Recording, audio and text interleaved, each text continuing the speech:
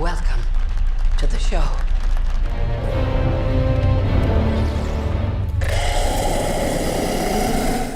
A man is running through a dark forest in Ireland, frightened and encountering signs with the words "point of no return" in various numbers. Despite this, he cannot escape. Darkness quickly envelops the surroundings, a flock of birds flies overhead, and he falls into a pit. An invisible force grabs him and drags him away.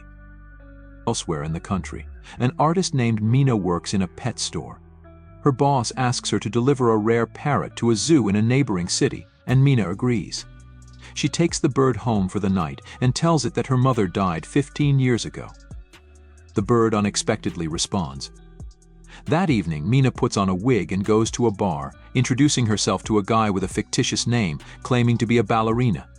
The next morning, she apologizes to the parrot, saying the real her would probably not be liked. She and the parrot set off on their journey. On the way, her sister Lucy calls, reminding her of their family and nieces who love and await her. Mina continues driving and eventually ends up on a road leading into an old dark forest. The car breaks down and the connection mysteriously cuts off. Taking the parrot's cage, Mina steps onto the road to seek help, but the forest is dark and empty. When she returns, the road is deserted. Mina wanders through the darkening area, talking to the bird to keep herself cheerful and suggesting they name it Darwin. Suddenly, she notices a woman running past and decides to follow her.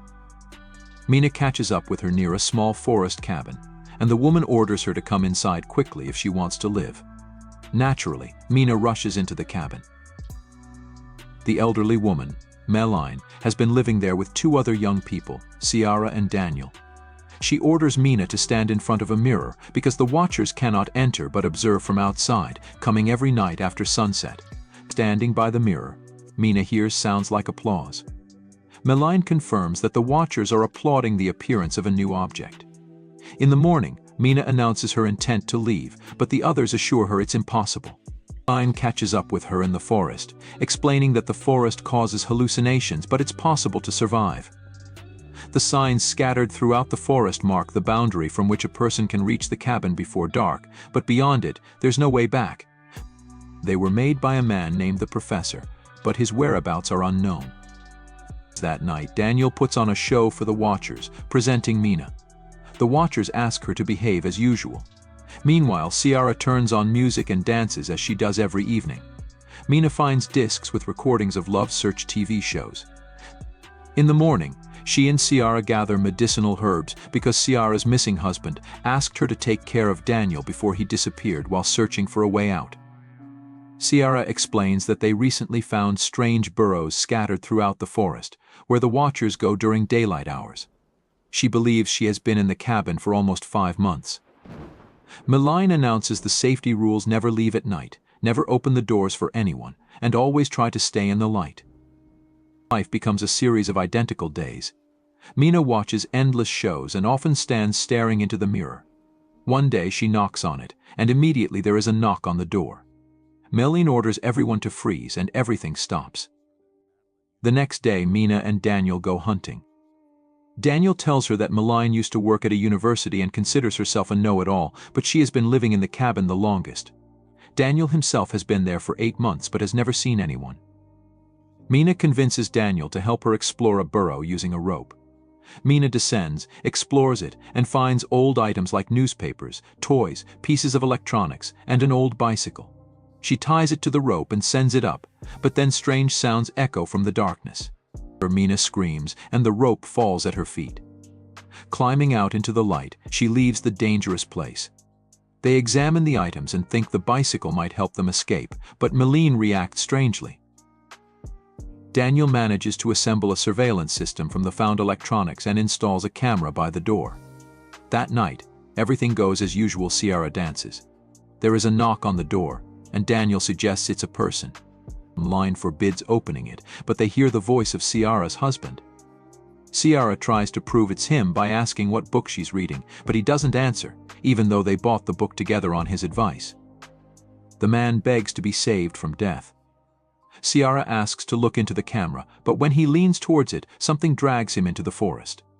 Immediately, there is a knock on the mirror, stronger than ever before. Meline stands in front of the people, shielding them, and the knocking stops. In the morning, Malign throws the bicycle into the burrow, demanding they no longer break the rules. Later, Mina recalls her sister and mother, who invited the girls for a car ride. The weather was beautiful, and Mina opened the window. Her mother asked her to close it because the wind was bothering her, but Mina didn't listen. Her mother got distracted from the road, and a tragedy happened for which Mina still feels guilty. Winter arrives, days grow shorter, nights colder, and food scarcer. Quarrels begin among the cabin's inhabitants. One day, Ciara leaves for the forest. Mina catches up with her, and Ciara confesses that she felt her husband was real. They hear Daniel's screams and rush to the cabin, but Malign and Mina refuse to let them in. The women hide under a tree and soon see spider-like monsters emerging from the forest, approaching the cabin window and making terrible shrill noises. The watchers stare at Daniel and Ciara, while Mina and Malign wait for them to leave so they can return to the cabin. When they do, the women rush to the door and beg to be let in. Daniel refuses until Mina tells him about her guilt toward her mother. Realizing his responsibility for the death of people, Daniel opens the door. They stand in front of the mirror, hoping to convince the watchers they are in place. Malign admits she tried to protect them from certain things. She used to teach history and mythology and came to the cabin voluntarily. Here she realized the danger of the place. Once, she hunted alone and saw herself at sunset, not an exact copy but very similar. The Watchers are an ancient species with many names: changelings, winged ones, fairies. They study people to impersonate them and will never let them leave. The voices of the cabin's inhabitants are heard outside. Daniel finds a hatch in the floor they didn't know existed. They descend and discover a well-fortified living space filled with food and equipment. Mina turns on an old computer and watches a video recording of the professor, Rory Kilmartin, who studied the Watchers and tried to learn their origins. In 1979, he found this place, which he called Wonderland. The Watchers came to his window every evening and studied him. He built the bunker using labor from nearby remote villages, choosing the lonely or those with bad habits so their disappearance wouldn't attract attention. Every evening, he convinced them to have dinner outdoors, watching the Watchers deal with them. This bunker was built on blood. One day, a Watcher appeared before him as a girl with red hair, very different from the others, curious and harmless. He realized that unlocking the secrets of the fairies might conquer death. He lured the girl into a cage and experimented on communication, trying to befriend her. She changed form, sometimes turning into a frightening creature with long arms, but seemed to listen to him. Gradually, she became close and understandable to him. The professor realized he achieved nothing significant and was ready to end his life. He hid a boat by the river, the only way out, and asked the survivor to destroy all his documents. He would go to the girl and stay here forever. In the last recording, Kilmartin climbs up, gunshots are heard, and then all is quiet.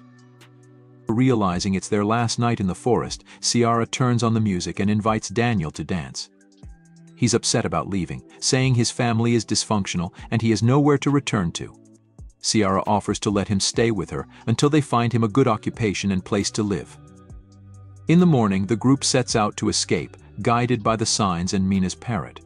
They reach a massive stone disc covering the entrance to a huge tunnel. Malign explains that this is where the last representatives of the ancient fairy race were locked up, once friendly with humans. Centuries later, the friendship turned into hatred. They stay here, held by magic, so the group needs to run far away. They walk all day, dusk falls, and they haven't found the river or boat. It starts raining, and they despair until they see huge flocks of birds flying in one direction. They run after them and reach the river. The women rush to the boat when Daniel hears screams and sees his husband. He returns, rejoicing, but it's a changeling. The women scream, begging Daniel to run, but he doesn't hear and dies at the hands of the Watcher, who then takes on his form. Malign, Mina, and Ciara sail down the river. They wake up in the boat and see they have returned to civilization. They stop a bus and ride to the city, listening to music and realizing it's over. Later, Mina goes to the university where Kilmartin worked, posing as his niece to enter his office and fulfill his last request.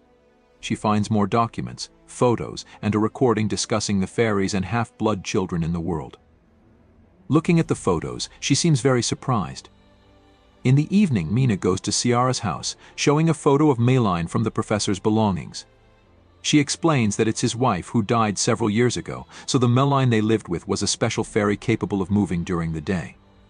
She was the one Martin caught. He couldn't kill her, and she took on Mina's form to return to civilization.